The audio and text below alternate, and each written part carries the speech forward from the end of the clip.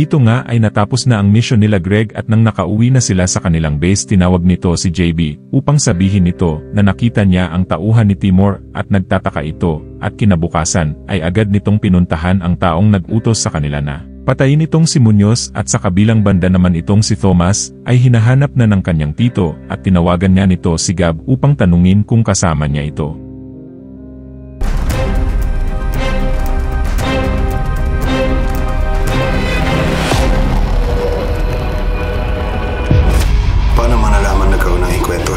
Sino nag-report sa'yo?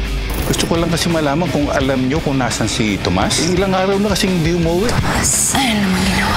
At ito ngang si Miguel ay pumunta sa bahay ng kanyang anak, ngunit pagpunta nito dito ay may mga pulis nang nag-aabang upang arestuhin si Miguel dahil siya ang sospek sa pagkamatay ng kabit ng asawa nito at ito namang si JB ay nag-usap sa nalaman ni JB na nandun ang mga eskalera dahil nasundan sila ng dahil sa hard drive, ngunit sinabi ni Andres ay siya na lang muna ang maghahawak nito.